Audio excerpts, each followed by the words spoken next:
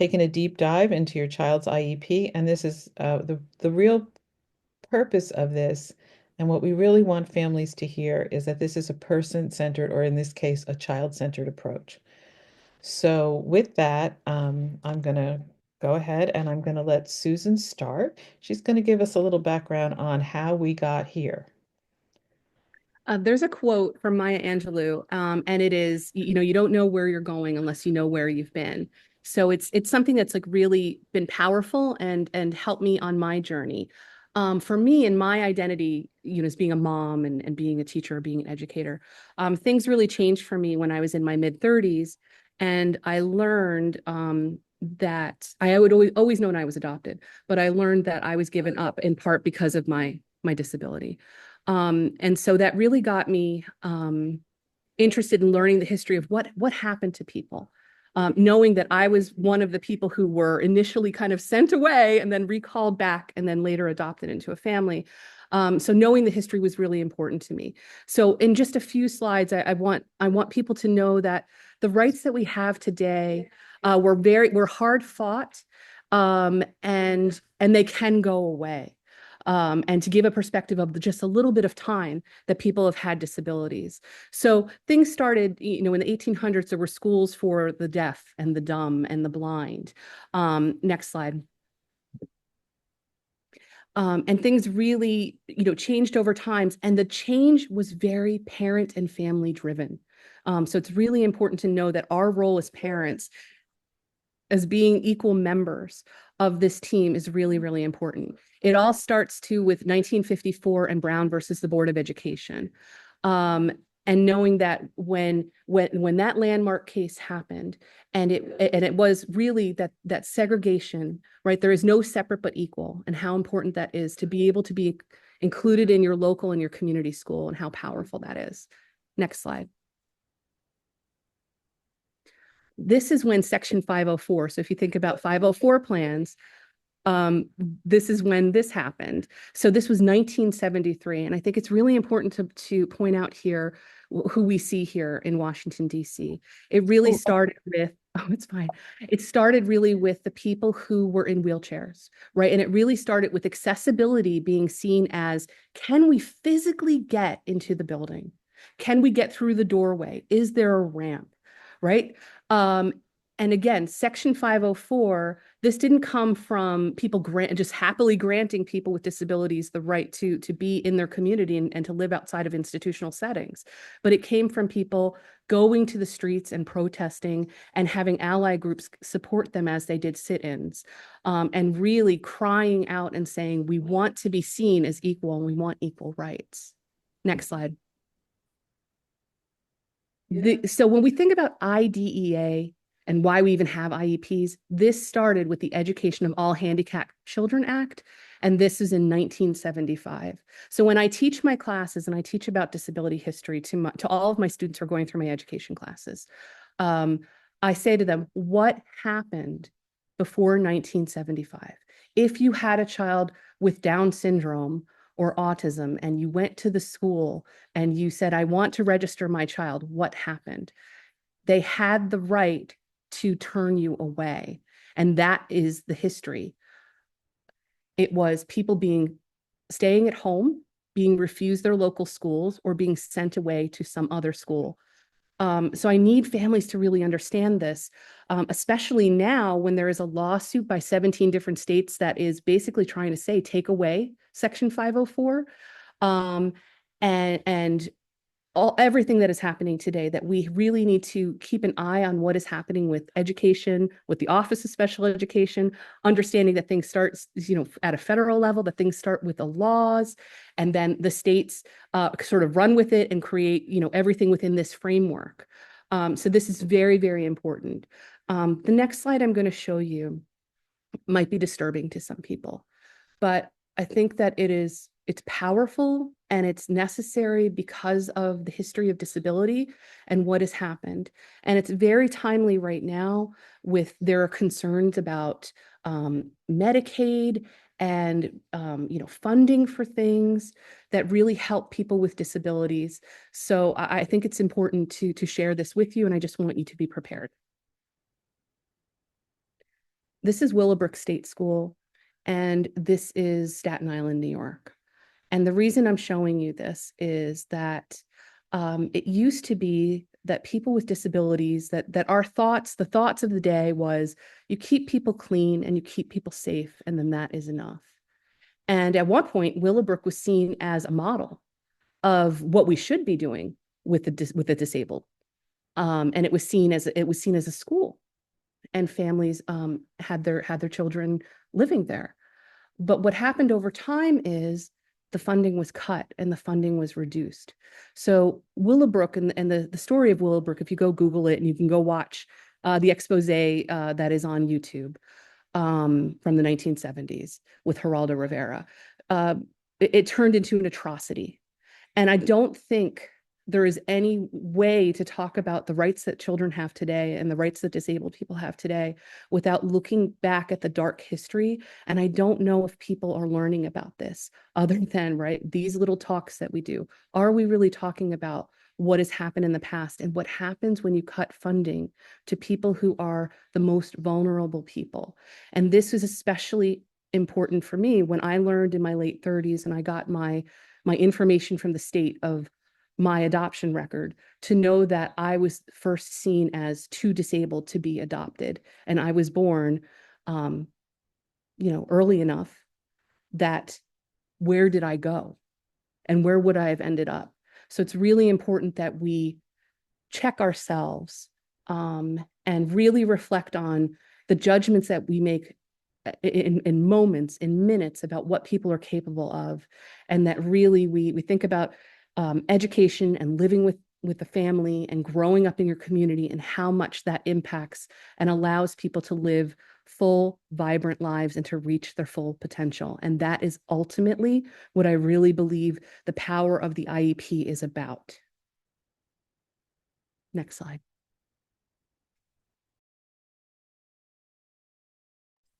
Okay, so with that history in mind, we want to get into, we've seen why it's important to be a good advocate. So what makes you a good advocate?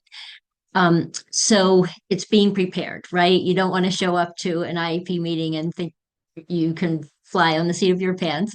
Although I suppose it's better to do that than not show up at all. But ideally, you show up prepared. So what does preparation look like? It has to do with the next two bullet points on this slide. It's having knowledge. Your rights as a parent, it's really important to know what they are. Of course, they're in the parental rights and special education booklet that I'm sure a lot of you have, if your child's old enough, you probably have enough of those to paper your child's bedroom with them. But it's important to know what's in there. So you have a good sense for, what your child is entitled to and what you can ask for. And then also knowledge of the IEP process, and good on you for being here tonight because that's what we're going through. Okay, and then the other thing that's, obviously so important for being a good advocate is having clarity in your mind about what your vision is. You're the one as the parent who knows what the future looks like if your child is living his or her best life.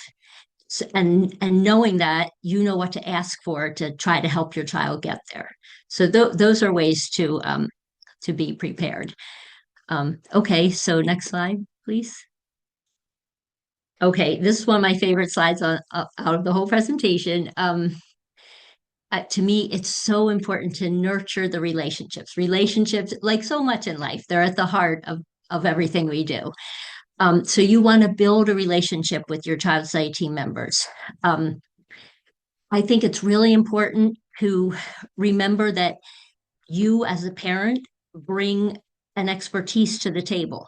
Like respect yourself as a member of the team. That's super important. Like I think sometimes we get overwhelmed by the expertise of the professionals around us, and we forget that we're equal members of the team because we have some of the most important information, which is about we know the child himself or herself. So, um, uh, but then by that same on the the flip side of that is that you also in nurturing that relationship, you're also recognizing the expertise of the people around you. Like they have education that you don't have about best educational practices, and, really be open and listening to what their suggestions are too. Um, so, and I really think if relationships are good, that a lot of goodness flows out of that. So you really always want to keep that in mind. How are the relationships feeling? And as part of that building relationship, you obviously we were just talking about, you tell them about your child. You ask for their perspective on your child. Lots of times with my own sons, I talked often with their child, the child study team member who was assigned to Ian or Joey, my sons, and they, you ask for their perspective too. You tell them yours, you ask for what they're seeing, and you share your vision, the vision that we have been talking about. Okay, next slide.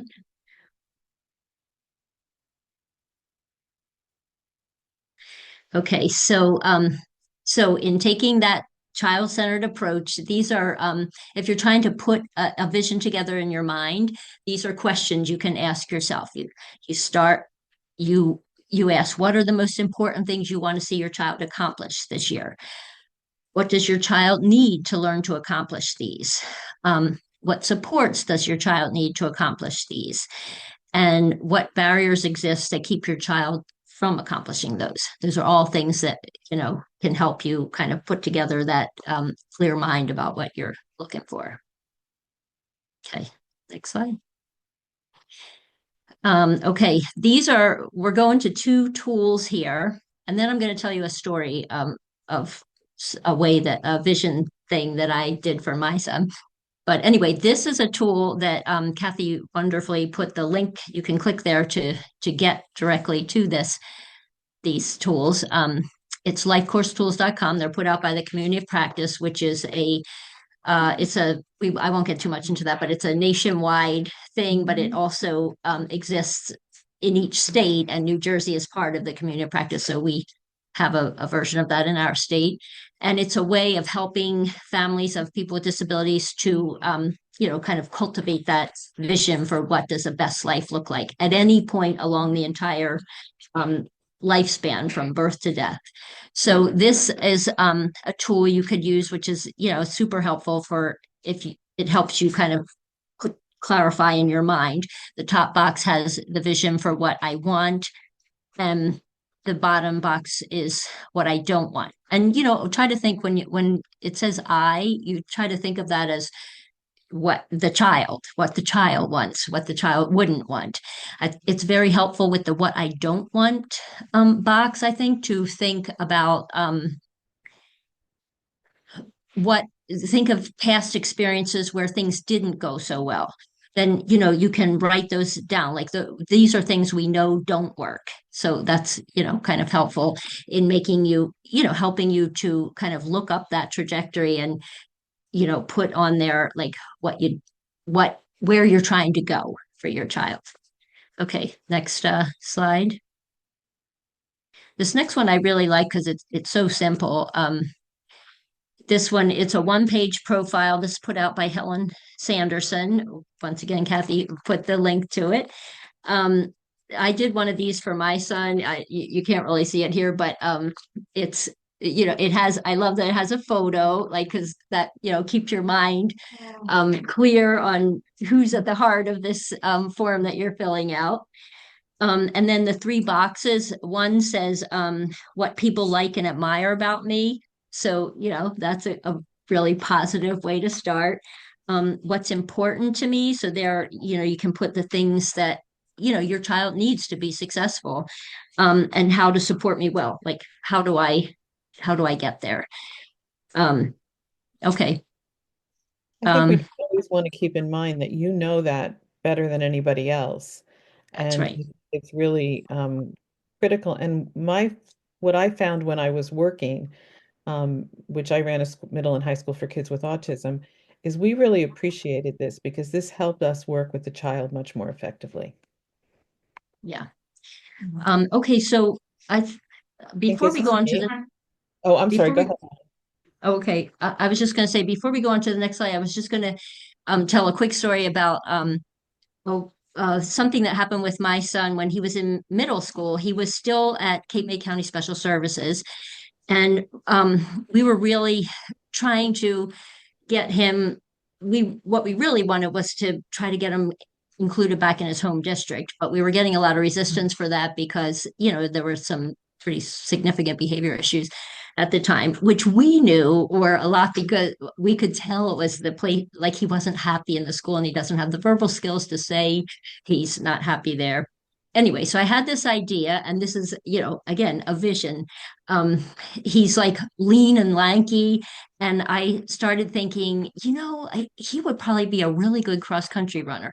And I went to school on a track and cross country scholarship, so I know that world very well. So I I called the the coach at the middle school of our home district and told him a little bit about Ian and said, like, if I could work out the transportation to get him from special services to the school, would you be open to having him on the team? He was amazing about that. He like right away was like, sure, absolutely. And um, so I did work out the transportation. I had to call the transportation office, and he was we were able to work it out that they would, instead of bringing Ian home, they brought him to the school. I was willing to come, like, kind of be his one-on-one for cross country practices, but I didn't need to because the coach and the assistant coach, they were just amazing, and they just took over and they said, "Mom, you don't need to be here." Um, and he ended up having this incredible experience where like he really never took to he didn't get the no pain, no gain concept. So he wasn't interested in like winning or anything, but he loved just being with those other kids, and they were incredible with him. He would always be the last one to finish, and they would like stand along the course, the ones that, as they had already finished, and like they'd have their hand out, like his last 100 yards, he's just doing like slap fives into the cross the finish line. Mm-hmm. And there was an experience I had during that time that was pivotal really for Ian's life. And it is that when I was at the Acme one night with Ian, and these two boys walked by and said to Ian, "Hey, Ian," it was just a casual, like, "Hi, Ian," because they knew him from the cross country team. And that had never happened before in our whole life, because Ian went to a school that was pretty, a good ways away from our home district. And it was like a light bulb moment for me. Like it put a fire under me to try to get him back to home district so that he would be able to have that experience. And like of being with his typical peers, which I could tell, like he loved it. He didn't have the expressive language to tell me that, but he was, I could tell. And eventually we were able to get him out of that district and back home. And, I feel like that really changed the whole trajectory for him. So that's what I mean. I want to say that when you're thinking of a vision, like it's bigger than the IEP itself. The IEP is an important way of, it's a way of like taking a path to get there, but you don't have to, like, I didn't even go through the IEP. I spoke to the coaches directly. So you can do those things. Like, don't let the IEP be a limit. You know what I mean? Like it's a helpful thing to make your child have the best experience possible in school. But it's, you know, if you have a way of getting there that doesn't need that, then do it. The vision is what's most important. Okay, there we go. Okay, so I know that when I was raising my children and my son was going through school, organization was not one of my stronger skills. That said, it really does help if you can keep all of the documents organized. And I think it's a little easier than it was back in the day when my Michael was young, because you can certainly do that on your computer by just keeping everything together in a digital format in different folders, organizing the IEPs, the evaluations, a profile, anything that you're sharing, and then also in your email program, keeping a folder of any emails that are exchanged back and forth.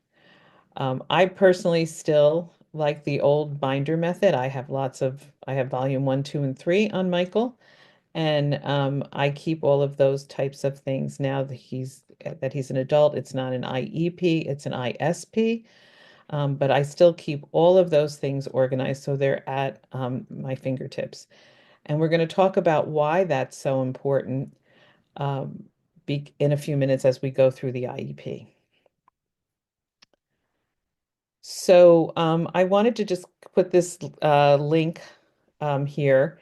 This is a nice little starting place in your path to organization because it's really important to know who all the players are. So most of you know your child's teacher, your case manager, etc. But it's important to know all of the child study team, the building administrator, and by all means, the special education supervisors and directors. Those are really important. Get involved with your school district CPAG, Special Education Advisory Parent Group. They are a great source of support and they're a great source of information. And then moving on, the New Jersey Department of Education has a special education ombudsman. You can reach out to that person at any time for support and information. And one of the things that I will mention, I don't think we have a slide on it. I should have done that. The New Jersey Department of Education has something called a facilitated IEP. So you can reach out to them, and I will send out a link on that.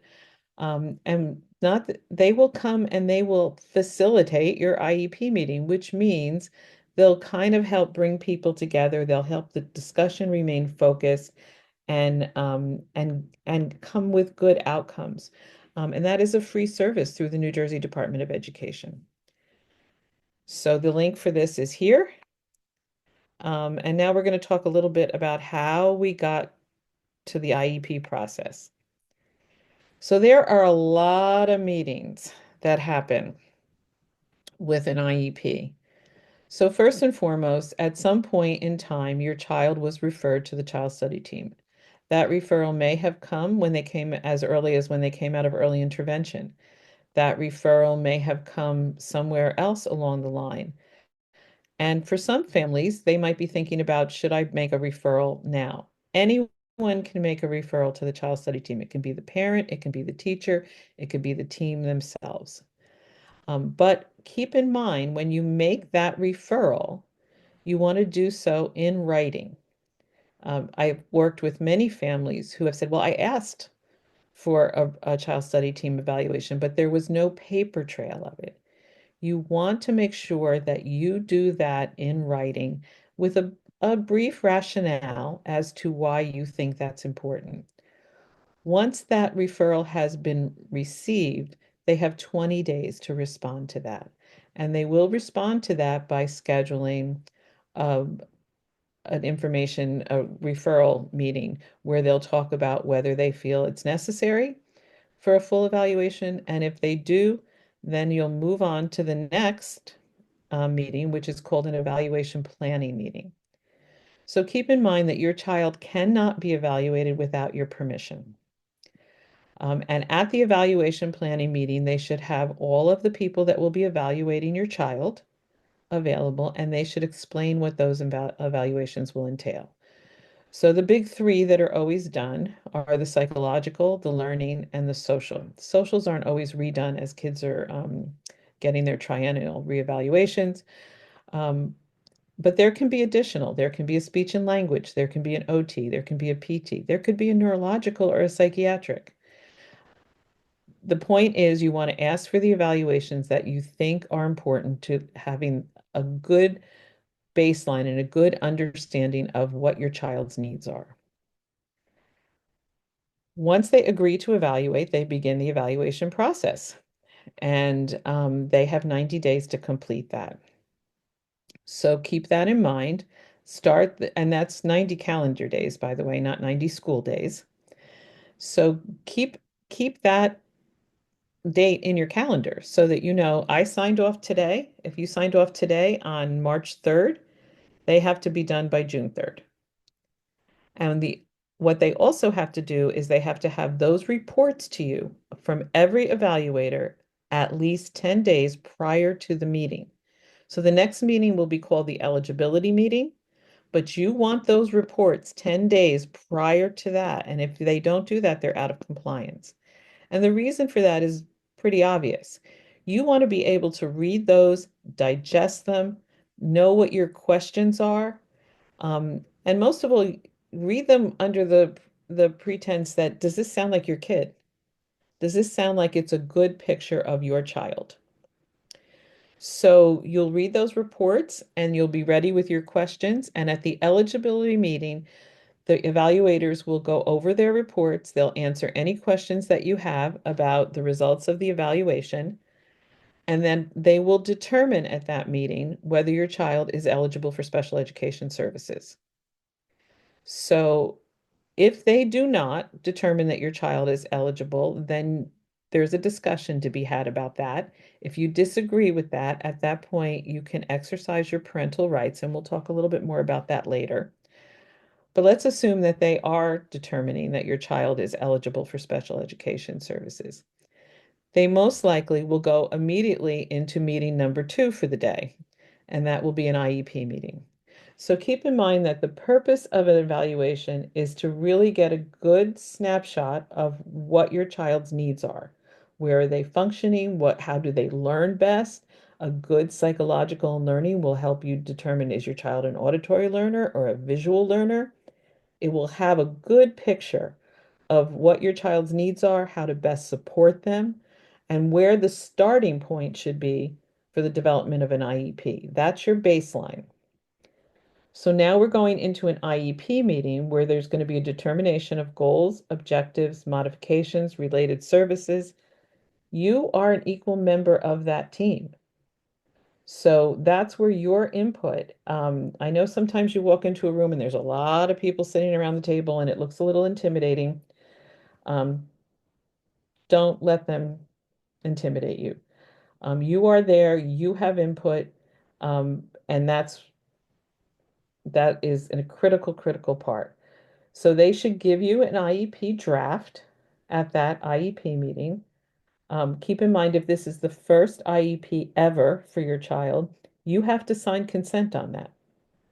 Once your child has an IEP and it's their annual review of the IEP, you don't have to sign consent. You have 15 days to respond to it if you, particularly if you don't agree with it. Otherwise, it goes into effect.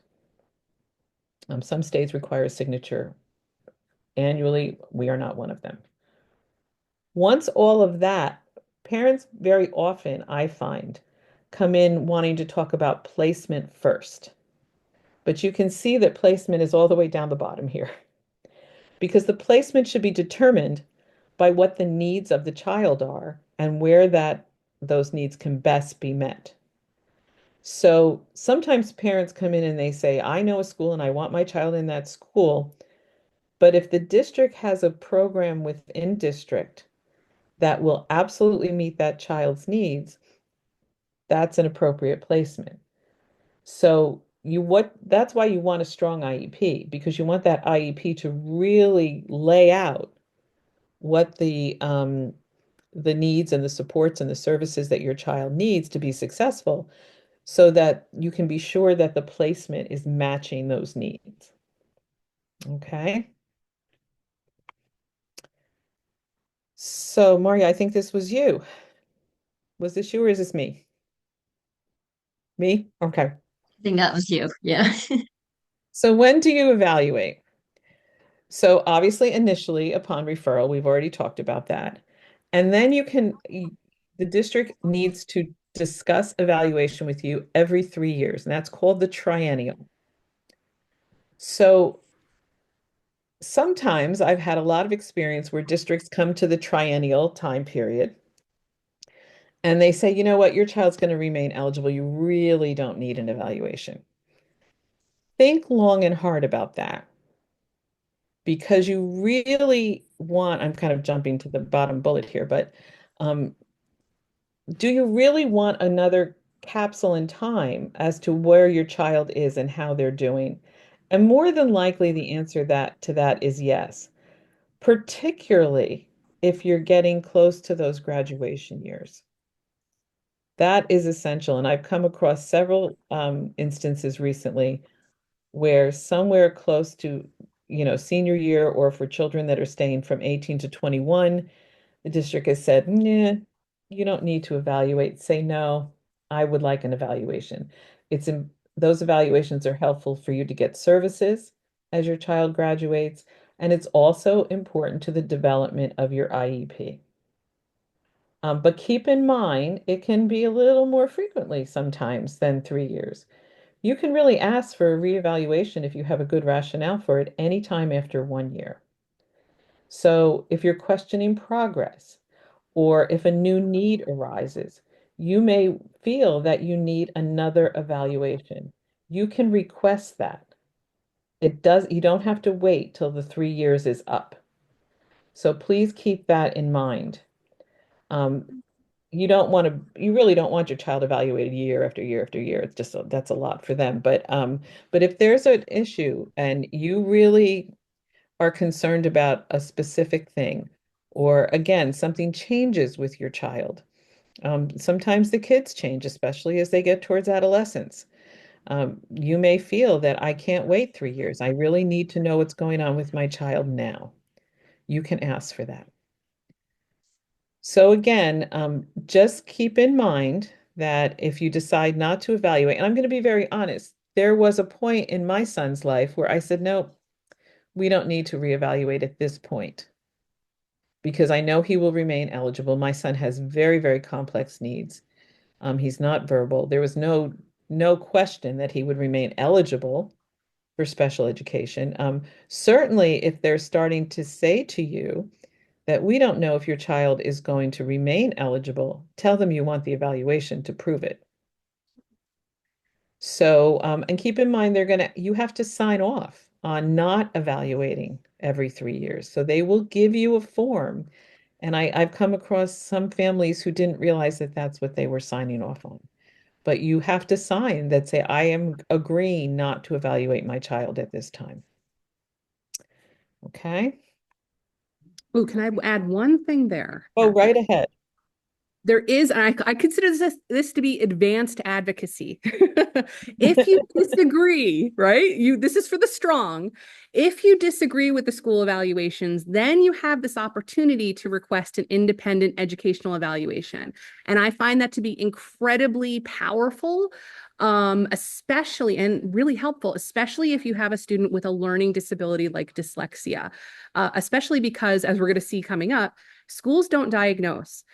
So sometimes you need to have that medical diagnosis, and that's something that you can get from a neuropsychological evaluation that cannot be done by the schools. And so there is this opportunity, but there is a caveat, which is if the school disagrees, they have to file due process against the parent. So that's why I call it advanced advocacy. Don't rush in there.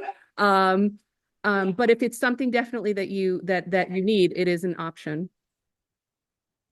And I think if you come to a circumstance like that, and that's a really good point, that's where, connecting with our councils, there are always other parents to run that by. That's where connecting with the New Jersey State Department of Education, Special Education Ombudsman comes into play. So you don't have to feel like you're doing that alone. Um, I can speak from experience. Going to due process is something you want to avoid at all costs, short of shortchanging your child from what they really need.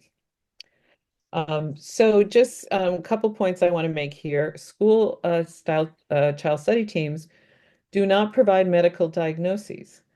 They will not diagnose your child as having autism. They will not diagnose your child as having ADHD.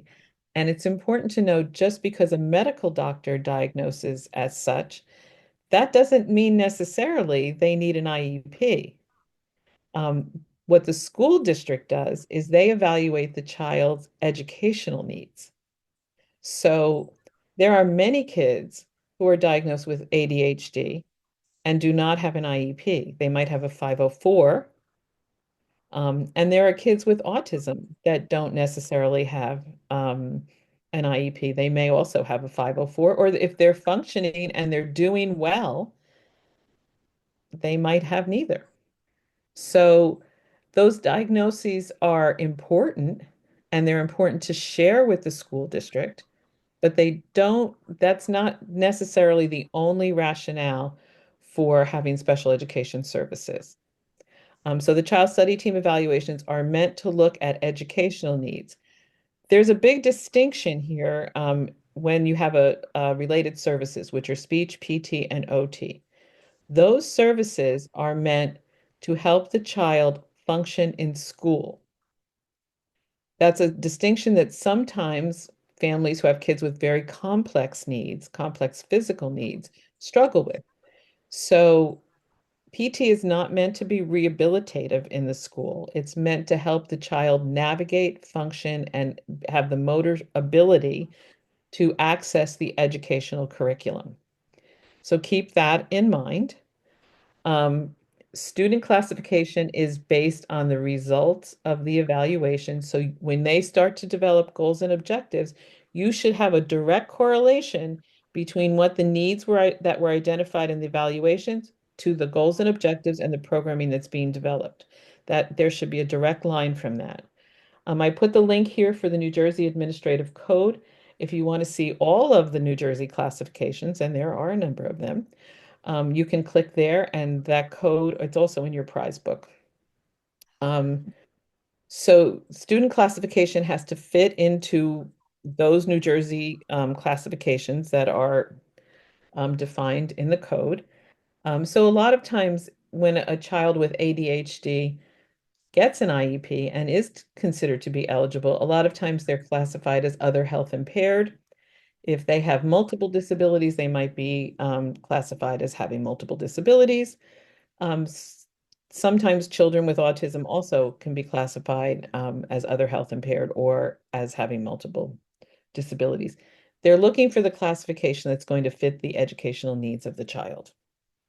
I wanted to get one point in here too for this slide. That first point that child study teams don't provide a medical diagnosis, they also like haven't been to medical school. And I have had that feeling in the past where like a feeling of pressure for my son to become medicated. And I have asked myself, like, is that for him or for them? I'm not quite sure. But whatever the case, like, don't be intimidated if sometimes that can be an intimidating thing when you feel you're being pressured to get your kid to a doctor and put him on this, um, and that's they don't they can't do that. They're first of all, they're not qualified to do that. And second of all, you're the parent, you get to decide what meds your child ends up on. So, I'm glad you brought that up. This was something that I dealt with a lot when I was working for Bergen County Special Services. You're absolutely right. The teachers do not recommend medication. What the teachers can tell you is here was what we see. For example, we see a child who can't stay in their seat. We see a child who seems very dysregulated. They can't regulate themselves and they can't attend. We see a child who's not able to focus on their work. Those are the things that they can tell you, and you can bring that information to your doctor, and then you and your doctor make a decision about medication or not to medicate. Sometimes medication helps. right. Sometimes you're right, Mari's right. Sometimes it's for the teacher. I want to bring out one other evaluation that I didn't mention. I don't know how, having run a program for kids with autism. And that would be the FBA, the functional behavior analysis. If your child is showing behaviors, and keep in mind, the FBA is not only meant to deal with maladaptive behaviors, it's also meant to look at, say, a good example is having difficulties with attention.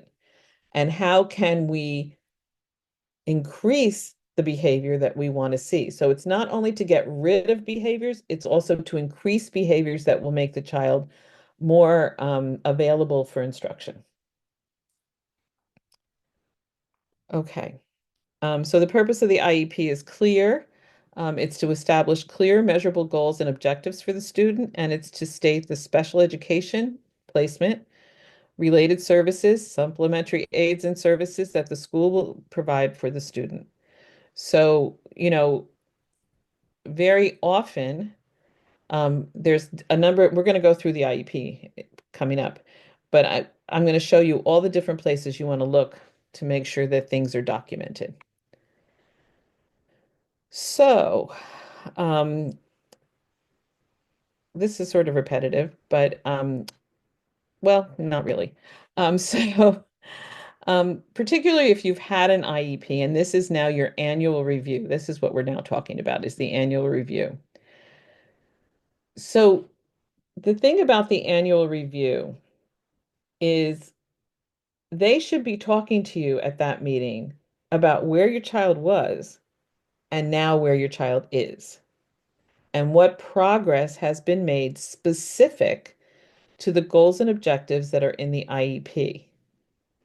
So we're going to go over a number of the parts of the IEP, but they're going to go through the IEP, but they're going to start by talking about the students' present levels, and which is fondly referred to as the PLAF, which is the present levels of academic and functional performance. My favorite part of the IEP. Um, you can ask for a draft before the meeting. They are not obligated to give that to you. So some will and some won't. If they say no, they're within their rights to say no. So what you want to do once you do get the draft, whether it's before or after the meeting, you want to look at the current IEP, the IEP that's now running out, and you want to look at the proposed IEP, the draft, and you want to compare those. So you want to look at last year's PLAF, present levels, and this year's present levels. You want to look at last year's goals and the proposed new goals. The questions that you're going to start to ask are, if I see lots of repeated goals, I would ask that question. Why are these being repeated? Sometimes there's a very good reason for that, but they should have a rationale for that. Why was that goal not met? We're going to talk about what makes a good PLAF, so I'm going to hold that conversation because I can go on forever about that. But so that's what you're going to see. And you're also going to be looking at prompt levels and mastery criteria. When I work with families, I will not accept anything under 80%. If they're going to put the child will do this at 50, 60%, what does that tell us? Child's not doing it. Or um, if they say they're going to do it at 80% with full physical prompting, I would also question that. So one of the rationales for repeating a goal may be that we're moving from a prompted skill to an independent skill. But you want to really look at all of those things, and they should be able to justify all of that to you. Ask those questions.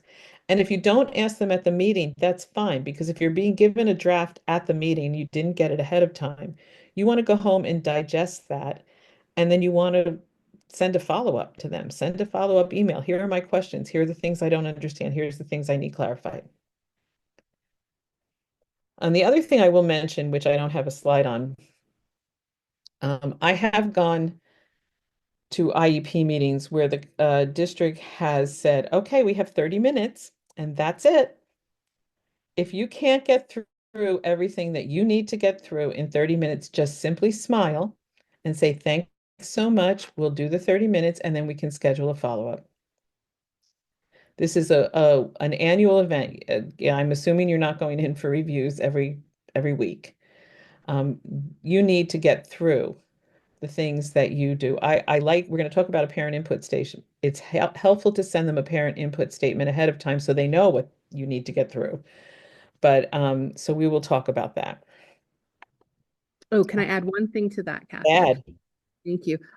Going back to evaluations, when you're looking at the evaluations, especially if we're talking about students who have learning disabilities, you really want to look at the subsections and the isolated skills and not just the averages, because especially with people who have learning disabilities, they're compensating, right? They're probably really high in a certain area, they're average in another area, and they might be low in maybe one or two areas. But when they average that whole section together, it kind of masks what the problem is. Another thing about evaluations is make sure people are giving their opinions at the end. So if you see something like, I'm going to hold back on all of my thoughts and interpretation of this evaluation until the meeting. I feel like that is a failure to do the entire job of the evaluation. The whole point is I need to know what your professional recommendation is and what your analysis is. And if I'm getting that report 10 days ahead of time and it has no analysis that I can understand,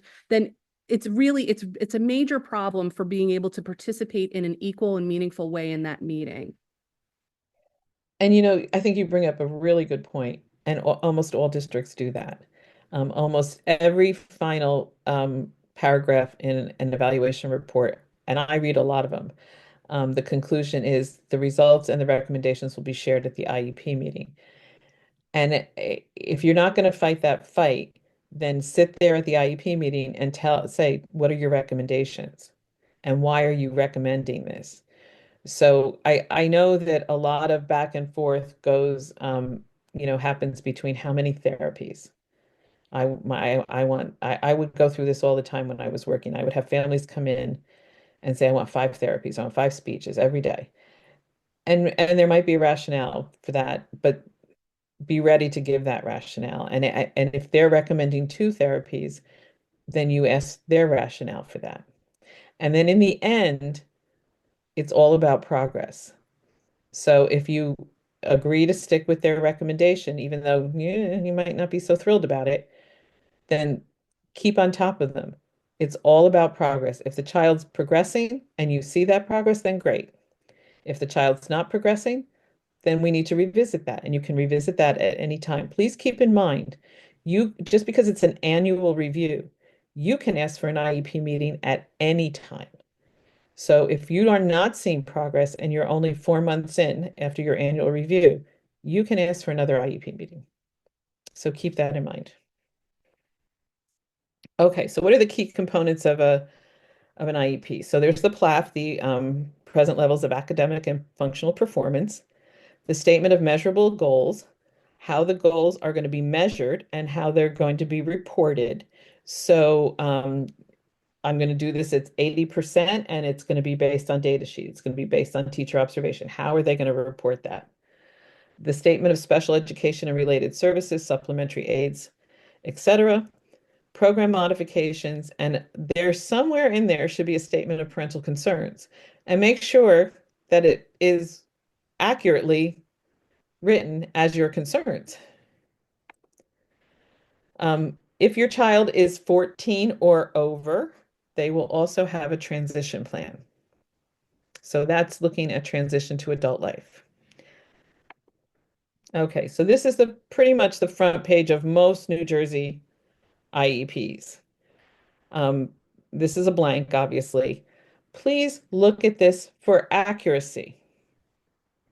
So it could be something as silly as the wrong date of birth, but I have had an occasion where a family did not look at the placement and thought their child was going to one school and brought them there on September or whatever, and they belonged at another school.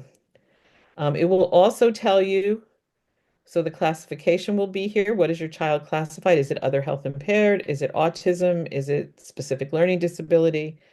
It will also, where am I? There it is. It will tell you whether your child is getting extended school year.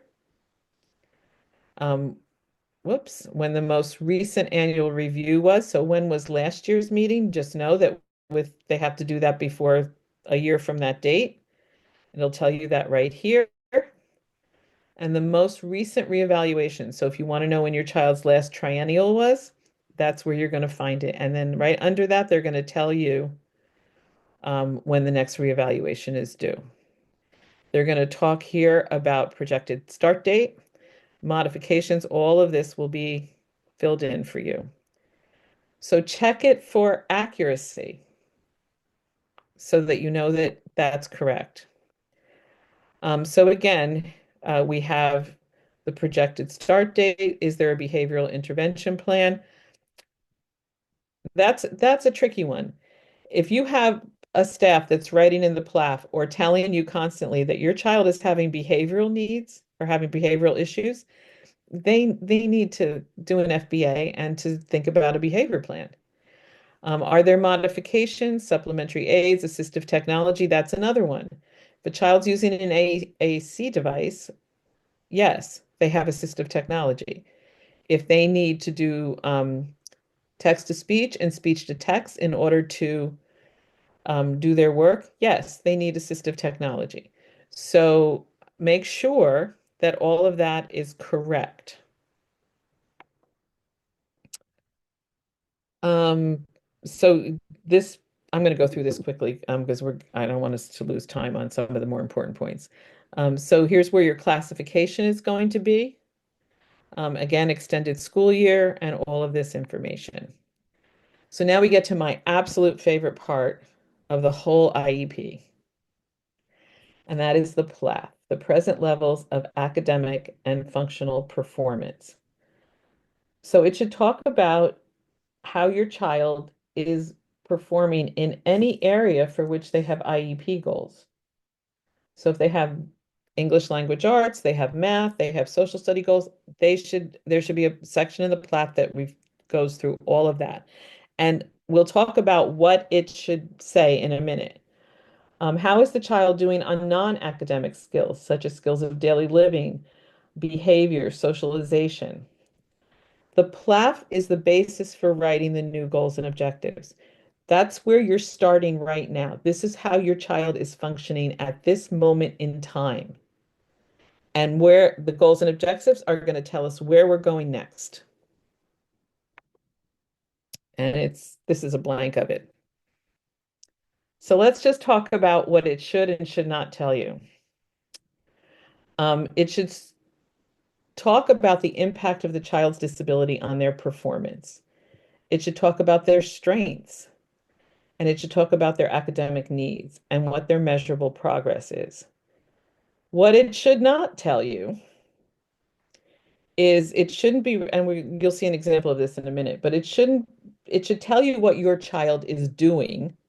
It should not tell you what the teacher is teaching. That, if you get nothing out of my whole thing on the PLAF, please go away with that. We all know that the teacher hopefully knows how to teach. That is not what's giving you the information you need. You need to know how your child has progressed, what supports were important to them. You need to know where they are now, because how will you develop academic goals and objectives for the coming year if you don't know where you are at this minute? So please, please, please, if there's nothing else you get about the PLAF, if it says our class is working on a unit on world history, our class is reading Little House on the Prairie. That's great, but it doesn't tell you what your kid is doing. So this is where you want to pull out the current IEP, not last year's, the current IEP. And you want to look at both PLAFs. Do you see a difference? Sometimes it's difference in writing style because you've gone from one teacher to another. But be sure it's specific. What area, what focus, what data? There should be data.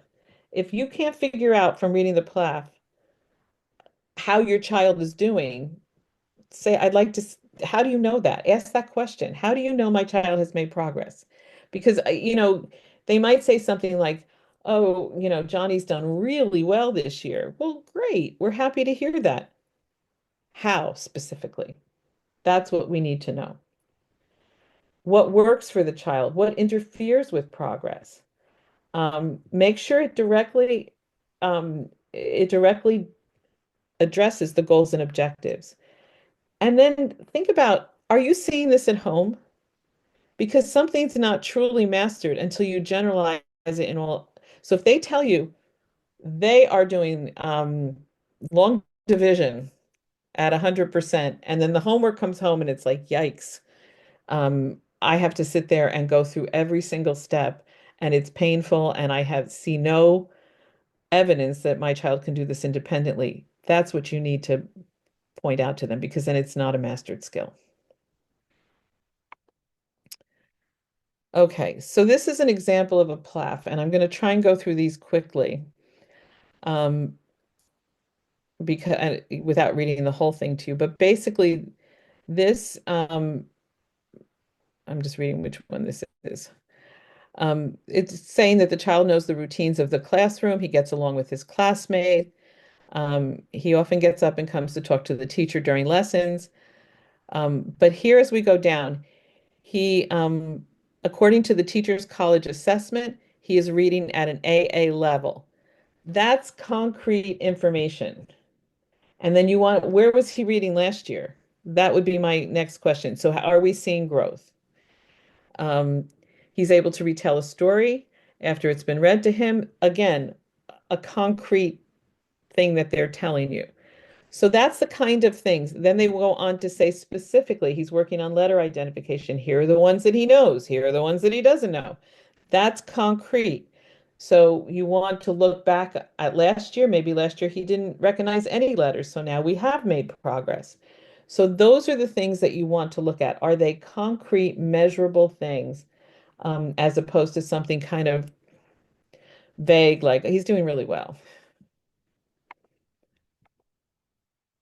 This is an example in math. He's getting an average of 83%. He can do two digits by one digit, addition and subtraction.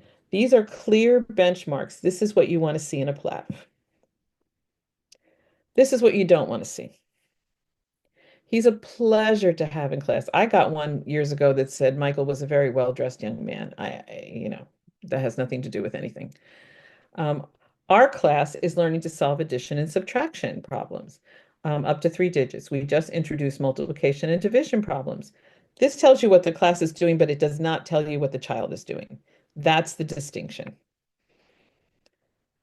Maria, I think were you going to go to the, yeah, okay. I'm going to turn it over to Maria now. Okay. All right. So this is it's an important part of the IEP, the Statement of Parental Concerns, because it's where you get to express yourself as the parent, again, to bring your expertise into this whole process. And it's a little different than the kind of we were talking about vision statements earlier in this presentation. This is like something that's specifically used for the IEP, but it's great to have that vision statement done ahead of time because you're able to then take that vision and bring it into this statement. Okay, it's an opportunity to express your vision for your child's vision for themselves. If they, it's always important if the child can have some input, that's wonderful. Your priorities and your concerns. Okay, can we do the next slide? I'm just going to mention one point if I could. Ask Yeah, your kid what works for them. right. Ask them what helps them. You may have some kids that aren't able to do that just yet, but you have a lot of kids that will tell you, they Absolutely. give me too much at once, or the teacher's directions are too complicated. I don't understand what they want. Ask your child and share that. And again, like we're talking about a child-centered approach. So if your child has the ability to express for himself or herself, absolutely you want that in what you're presenting. Okay, so tips for writing a parental input statement. Keep it short, keep it polite and professional. Always include what's working and then also what the challenges are. Clearly state any concerns that you have and you know um, give recommendations for what you think will work. That's really Those are important. If you're working with your child at home and you have a strategy that's working, share it. right. And this, we just put this in here because this might be a way to help you kind of formulate what you would want to get into a parental input statement. You can see for yourself what the sections are, but what's your vision for your child for the next year? Keep it, like think of a block of time till the next IEP. Um, but you can also think a little further ahead. Do you know what I mean? Like let looking into the future guide your plans. What are your child's strengths? What do you see as the challenges? What's working now? What goals do you want to be sure are included in the IEP? What services and supports do you see as critical to getting to those goals? And how do you see yourself being able to collaborate with the school to ensure that those goals are achieved. And I'll just say one thing about communicating your vision. Some of you may have young kids. I don't know the ages of all of people that are here on this call tonight. Um, I think it's okay to say, here's my long-term vision. And it comes up a lot over the issue of inclusion, that you're pushing for inclusion now with a 5-year-old, a 6-year-old, a 7-year-old. But I think it's important to say our ultimate goal is that my child takes their place in the community and is an active participant in their world as they get to an adult. And that's why we're pushing for an inclusion now. Let's, oh, this is a sample. I'm going to skip this. You can read this on your own. And the goals and objectives. Is this me again? Yeah, it is. Okay. Goals and objectives. They should name a clear skill and behavior. JD will be able to isolate and pronounce the initial vowel sounds, phonemes in 3 phoneme consonant, vowel, consonant words. Example, bat, can. That's a clear thing. You can measure that. They can measure that with weekly work. They could measure that with, assessments along the way. But that's something that you can measure. It should describe how the skill or behavior will be assessed. So it should tell you that. Spelling test is like the most concrete way of assessing something. I'm going to give you spelling words every week. We're going to take a test at the end of the week, and we're going to know whether you know them or not. But that's the clarity that you want. And it should state mastery criteria. So again, I mean, personally, I like 90%, but I will accept nothing less than 80%. This should all relate back to the PLAF and to the evaluations. So if they're talking about a skill or a struggle in the PLAF, there should be some goals and objectives to work on that. I think this is you, Susan. Yeah, so this is my passion, right? I have a passion for what is the difference between an accommodation and a modification? And it really became an issue when I had to teach this to my college students. And then I realized I don't even know. I have no idea. Is it interchangeable? It's the same thing.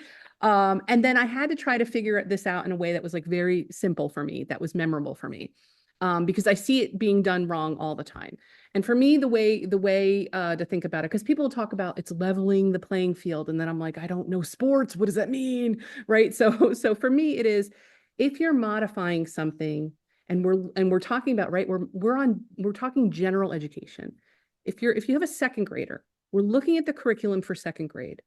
If your student is doing anything that is off of that grade level, if they're working at a preschool level on something, by looking at the standards, that is how you know it's a modification. That's the way I try to wrap my brain around it. So if they were talking about a modified program, it should be very specific what thing they're modifying. It's not we're modifying the whole thing. Tell me specifically what the modification is that you are doing. And then accommodation are all of these things like, all the things that I think about the wobble stool. Many years we had wobble stools as like the answer, or extended time. I think there's way too much use of extended time. The funny thing is when my one student went from elementary school and didn't really have a lot of accommodations, and then went to middle school and they were like, whoa, they were throwing every possible accommodation. Extended time, a separate room for testing. And then my son was coming home and he's like, what's going on here? I'm in a different room.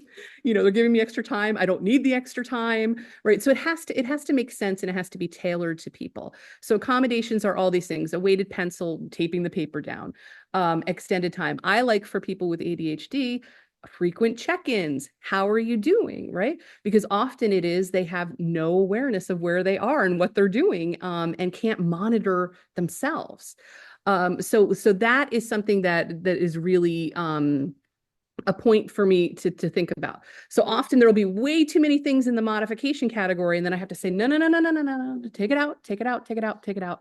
Or what happened recently on my youngest, the report card said, oh, it was like all these great grades. This is the year that my youngest moved up to. They put numbers, right? It went from, you're approaching the standard, you're looking at the standard from far away, you're like meeting the standard, you're never quite exceeding the standard. And this year it was like 92. And I was like, whoa, 92. What? Wow, this is amazing. And then at the bottom, this program is modified, and my heart sank. So then I had to go and ask, what does this mean? Are you saying, because it's a modification, that this is off grade level? Or is my child working on grade level? And then they had to say, well, they're working on grade level, but I'm giving them extra time and I'm giving them a quiet area to work. And sometimes I read the directions to them, right? And then I'm like, those are accommodations. That is not a modified program. That is a program with accommodations, but you're listing it in the report card for everyone to see that it is a modified program. It is not a modified program. So it's really important to know, is my student on grade level? And especially, I saw there was a question that'll come up at the end. How do we plan for transition? This is one of the hardest things for parents to face and to really consider. And what's most important about this is we need to know, is it a modified program? Is it off of grade level, or are they moving with their gen ed peers more or less to determine what does that future look like? And that was, it was very clear with my son who has Down syndrome, from birth. We kind of knew a general trajectory of how things were going to work. But with other disabilities, just because you have an autism diagnosis or a dyslexia diagnosis, my youngest with dyslexia, and now we're fading back. Orton Gillingham, it went from once a week after school, then it was 5 days a week, and now we've remediated and corrected that disability, and we're phasing that support out. So it's really important to know the present levels. Where are they, and where are they going? And are they moving at the same pace as their peers? And then how do we plan for the future? Next slide. This is just where things are listed, particularly for extended school year. Let me talk about transportation, though. I do want to add in a quick thing about transportation. You can be really creative here. And what people really they don't know until transportation goes bad, that this is something that you discuss at the IEP team table. This is not, you call the transportation office, you call the district. You have to determine these things and negotiate this at the table and really think about what the needs of your individual person are. So for my oldest, who was really complex, he ended up in an out-of-district placement, and he went to school with a one-on-one nurse by ambulance for the last 2 years of school. So it could be a really unique way to work out that transportation. And think about that. So, and then same thing for extended school year. It doesn't just have to be that they're showing such gaps. It can be lots of reasons that you discuss that at the IEP team table. Yeah, I think if you have a little guy, what you want to put in here is a car seat. So, what does your child need for safe transportation? And also, who's responsible? Transportation, when I was working, was the bane to my existence. And you want to know from the bus company, if my child does not arrive home, who am I calling? If they're running late, who's the responsible person? And that should all be done ahead of time. So here's a little bit, Susan, do you want to talk about this, or Oh, this is ESY? You want me to do it? Okay. So ESY is something that gets discussed a lot. Lately, I've been seeing on IEPs will be determined later in the year, which, that's okay, but then it has to be determined with you. Regression is not the only reason for ESY. So everybody seems to focus on, is the child going to regress enough over the summer that they will not recoup what they have lost by the end of September? That's a valid reason, but there's so much more. Look at progress. How well is the student making progress toward their IEP goals? If they're poking along and they're not getting a lot done, that's a reason for ESY. Emerging skills. If they're really at a moment, and this is really a lot with little kids, if it's the big moment where they're finally um, starting to be verbal, or they're finally starting to get those beginning reading skills, and you don't want to break that momentum. That's a rationale for ESY. The disability, the nature and severity of the student's disability, that's for kids with very complex needs.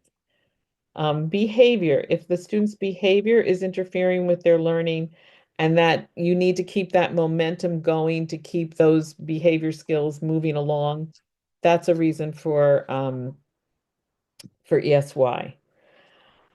Special circumstances, if a student's illness, surgery, or other circumstances prevented learning during the school year. You can look at vocational needs also. It could be a vocational program that's part of ESY. But ESY does the thing that happens a lot with school districts is that this is what we do for ESY. Everybody goes to this building and they're in this class. That's not really how it's supposed to go. It should be based on your child's needs. So you'll get a fight from a lot of districts, but you can propose alternate placements. It doesn't have to be the same old, same old. Um, I know families that have gotten a therapy program, like an intense therapy program at a clinic for ESY, or a vocational program where the child is working and there's a job coach for older kids. So think about what the reason for ESY is, but keep in mind it's not only regression. And this is what ESY will be listed in under the and then finally, let's talk about placement for a moment. Um, the real definition of least restrictive environment is the general education classroom. It's not anything beyond that. There is a continuum of supports and placements, starting with full inclusion. There is in-class support. There's pull-out resource. There's a self-contained class within the district. There's an out-of-district placement. The district's obligation is to provide you with a program that meets the educational needs of your child. That they're obligated to give you a Chevy, not a Cadillac. But they cannot give you a jalopy. So if it's determined that your child needs an ABA classroom and does well under an ABA teaching model, and they have an ABA classroom for your age children, and it's meeting all of the needs and requirements and ratios and everything else, they are not obligated to place your child in an out-of-school ABA placement. So just keep that in mind. The only way you can get that change made is if you can determine that that classroom in the district will not meet your child's needs. But again, the key is a strong IEP that clearly lays out the necessary related services, supports, etc. Because once it's in the IEP, they're kind of obligated to provide it. And if they're not providing it, that's a problem. So I've come across lately with a particular district that a high school student really needed a resource type program. And what I was told is, well, we don't do that at the high school level. So the only option is just to stay where they are and failing, or to go to a self-contained class with kids with significant developmental disabilities, that's not where that child was either. So that's a problem. The district has to provide the program that's needed and can't say, well, you have to fit into what we're offering. So keep that in mind. And I think we're at I was just going questions. to So go ahead, Maria. I wanted to say one more thing about the placement thing. Like sometimes I've had experiences where, I've really for me it's very important for my sons to be included in their home districts. And like my Joey, he's the younger one of my two sons. Because he came 8 years after Ian, and the school district had had enough experience with me to know how I felt by the time Joe came to school. They didn't even question, like he got to go, and he's actually, significantly more disabled than my older son, but they always included him in the home district in a self-contained classroom, but at least he was we tried to have as much interaction. He would do homeroom with certain classes along the way and things like that. But when we have a sending district relationship with the high school, so at that age, he transitioned to that school, and it was hard at that point. So I just like I want you to, if you want that kind of inclusion for your child, like you have to really sometimes be confident in yourself that that the least restrictive environment is your child's right. I remember that he came in for ESY during like between eighth grade and ninth grade. And they were, even though they'd come to observe them in the middle school, but it was like suddenly they realized what they had signed up for and they were like apoplectic over it and telling me, come get them. And I remember going there and just saying, you know what? Like just being really firm and friendly, but saying, you know what, he is going to go here. So let's talk about how we're going to make this work. And, we did get there. But anyway, I just want to emphasize how important it is, to be confident of your rights and what you want. You know. I think I've come across a lot of discussion about inclusion of kids lately. And I think there's a couple things that I do want to just point out about that. First of all, if your child is in a self-contained classroom, I would ask what curriculum they're using. Because if we start to move a child towards inclusion, but they've had no exposure to the curriculum that the general ed kids are using, and then you're pumping them into that general ed class, it really puts them at a disadvantage. So if a child's in a self-contained classroom, I think it's really important to ask that question. Are they being instructed in the general ed curriculum with modifications, as Susan so eloquently explained? There can also be supplementary curriculum. I mean, for example, if a child is doing well in something like an Edmark reading program, that's fine. But understand that that's a site-based program, and that you might also want to make sure that they're being instructed in the English and language arts curriculum that the general ed population is using. So that's number one.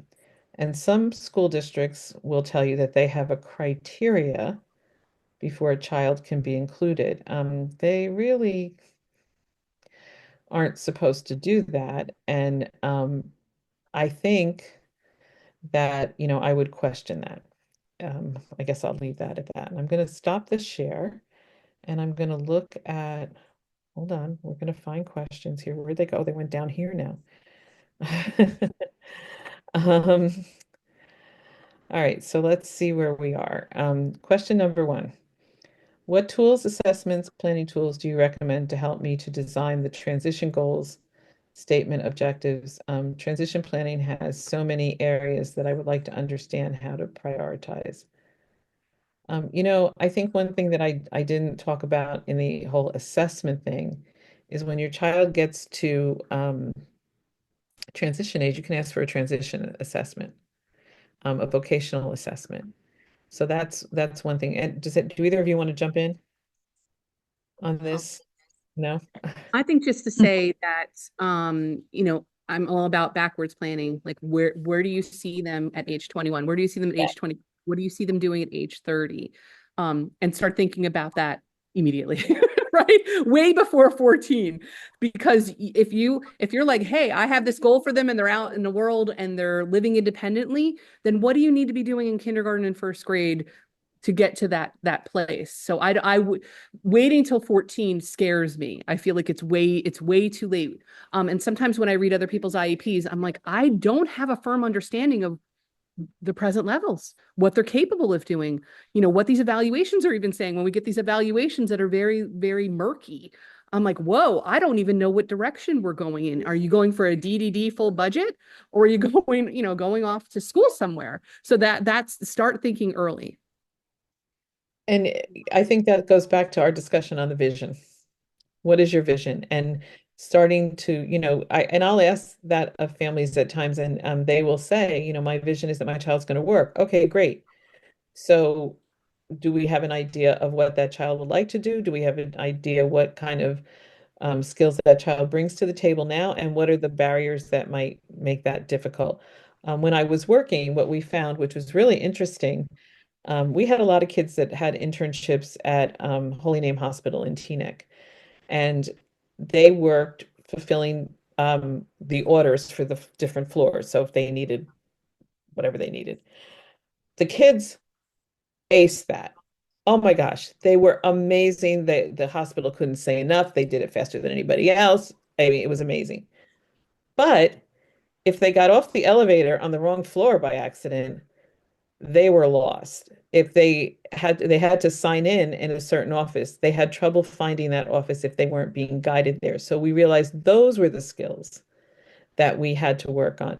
When the hospital said, they're working so hard, they should have lunch in the cafeteria. Well, it's a really busy place with a lot of doctors and nurses and families and, getting in the line and they had trouble with that. That was what we needed to work on.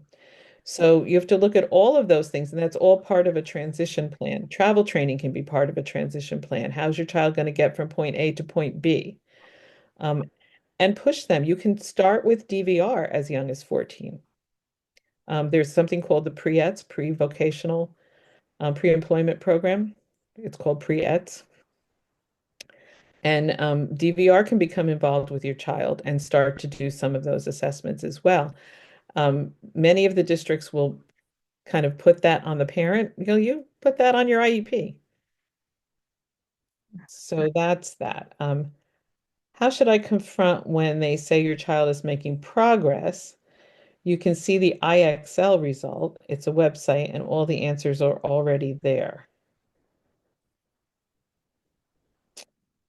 Susan, I see That's you not good shaking your. enough. That's not good enough. It's never one point of information. It's got to be multiple points. So, okay, that's one piece, right? That is supporting that they're making progress. Show me something else. Same thing. If somebody's doing an evaluation and there's like one thing there, two, three more, there should be way, way more information to support their claim that somebody's making progress. And, are they applying the skill? Are they, when it comes out of the IXL thing, are they reading on their own, or are they, whatever it is, are they applying the skill? On what ground can the IEP team decline ESY? I would turn So that many, around. so many ways that they say no. Yeah, I mean there are but I think what I would turn it around and look at what is the rationale for ESY.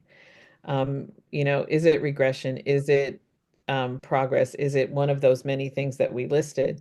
And I would, make that the argument. And again, when you're not exactly agreeing on something like that, please put it all in writing.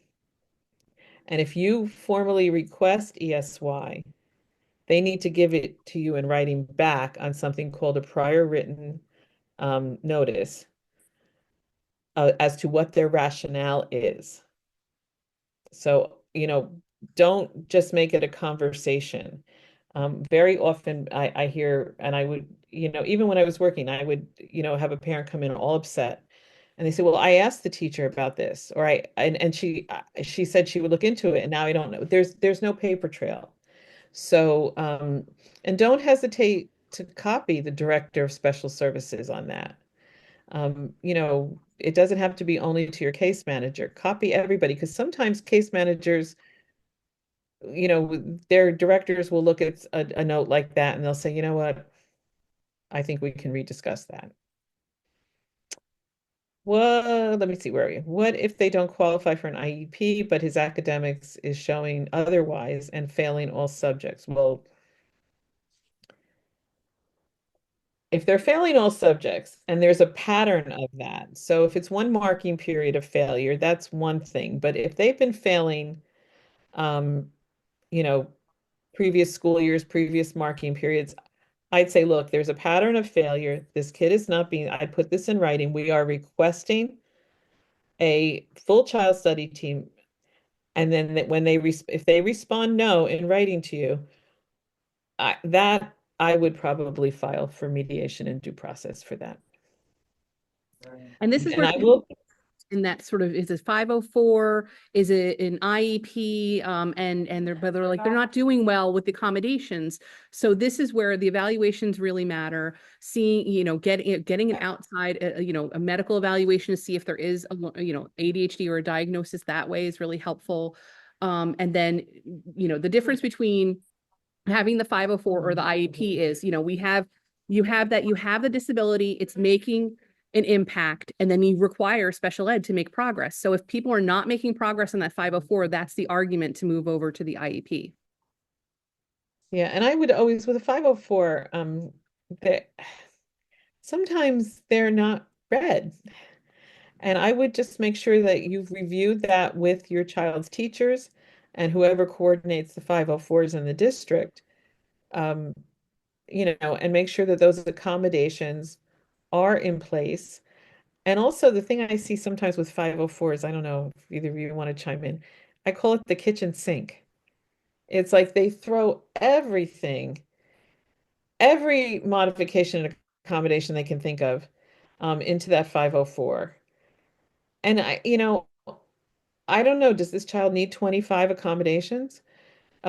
Let's look at, first of all, maybe you want to ask the kid what works, but let's look at and get feedback from the teachers. What of all of this long laundry list, what is actually helpful to the child? But if the child is continuing to fail and has a 504, and I actually I do see this a lot where the district's hesitant. That's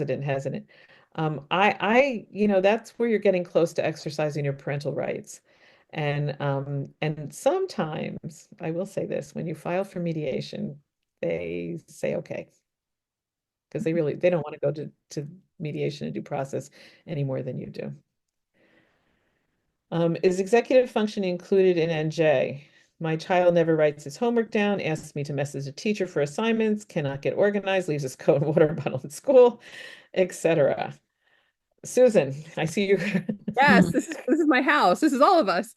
Um, we had, right? So we had the missing the field trip because you don't get the signed form in on time. And then mom had to go to the superintendent about that and said, wait a minute, we're supposed to have, right? This is an accommodation that we're going to have like one universal form. I'm signing it and it's covering everything for the entire year. Or you're getting two forms, or the form is getting emailed home to me. So all of these things, executive functioning, right? We're thinking about people with ADHD, right? I don't know, autistic people, all kinds of people have weaknesses in this area and they need reminders and they need kindness. This is where we have the set of books at home, right? Because you're forgetting to bring your book home. Rules about like maybe they're not doing the homework if it's overwhelming to them. So you absolutely, this is something that you can negotiate at the table and people get it. But so much of this too has to do with people's attitudes and willingness to work with people, and to have empathy and understanding. That's why the way that I teach, right? I teach from a very neurodiversity supporting way. Do I care if people are late? No, I'm not really strict with that because I know that things come up and life is overwhelming. But I still have to have some kind of, I noticed if I don't have a firm due date, that nobody did anything. So you have to help people, and teach those skills and help people to scaffold and then, rely less on you, but also have a safety net for people so they're not failing for something that is due to their disability. It's just not fair. It's not fair to do that. You forget the permission slip. You can't go to this wonderful thing. That's too high of a penalty when it's a part of somebody's disability. And I just wanted to add that it really is all about the teacher. And a good teacher, no, I'm going to take that back. Some teachers do better with the itchy kid and the kid that is not organized. I've heard teachers say, I love that kind of kid. And other teachers, not so much.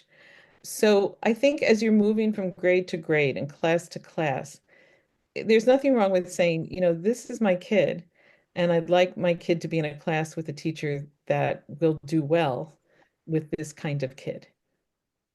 Maria, I know I Yeah. interrupted you. I'm sorry. No, oh no. Yeah, I want to back up what you just said. That is so true. And I'm thinking back through all the teachers my sons have had, and like especially Ian, he's had a lot of teachers who really didn't get him because he looks so typical, and yet he's really affected by his autism, and some people just can't get past that. So, but there were certain teachers that did, like they saw him past his disability. And Ian senses that. Like I think it's so important for there to be that good fit, the teacher who really does get your kid. So, like really kind of push for that good fit. Um, yeah, I also wanted to back up for earlier in the conversation, just the thought about copying people when you put something in writing. Like I've had that experience where I like something that was really important to me. I wrote a letter to a principal or whatever, and then got nowhere with it because I only sent it to him. And I remember one time having, it was an issue with my son not being included in an art show. And I thought, well, I mean, how can he not be included in the art show, and I tried to handle it, and I just got like this very patronizing pat on the back, like, oh yeah, it's tough, or something like that, but he didn't do anything. So, I learned from that experience in like when other issues came up that you can still be super polite, but I would even copy like school board members, and it's just like you're bringing more people to the table to help you get this thing accomplished that you know is going to be good for your kid. So, anyway. And when you're putting something in writing, like the disagreement about ESY, I actually would probably take that beyond an email, and I would probably write that on an actual letter. I've done that. And Yeah. I would do one of two things. You can send it certified to the director of special, and at that point, if you're really in a disagreement, then go beyond the child study team, go to the director of special service. You can send it certified so you know that they got it, or you can go march yourself right into the special services office with two copies, hand it to the secretary and say, could you time and date stamp this copy and give it back to me? So that way, you know that it's received and there's your 20 days that's now ticking. So I think, you don't want to be confrontational. You really want to try and work things up, and you always want to go up the chain. When I was working as the supervisor of a program, if a parent came to me all upset about something that the teacher was or wasn't doing, I would always say, did you talk to the teacher? And you start with the teacher and then you go up the chain. You don't go to the director before you've talked to the teacher, because sometimes a nice, calm conversation with the teacher they'll just say, oh, I get it. I'm more than happy to do that. So I think, again, that goes back to that good relationship building. And I think you really want to, you know, work on that. So, the resort of exercising your parental rights, mediation, due process, that really and truly is the very last resort after you've tried to work everything out. So I don't see any more questions. I thank you all for sticking with us a little past 8 o'clock. I hope you found it valuable. The survey based on tonight's presentation is in the chat, as I believe the slides are in the chat for your um, benefit. This also was recorded, and will be on the New Jersey Council on Developmental Disabilities YouTube channel. Am I correct about that, Kyoko? And you can Yes, find it that's there or correct. share it with any friends who might not have been able to join us tonight. So thank you.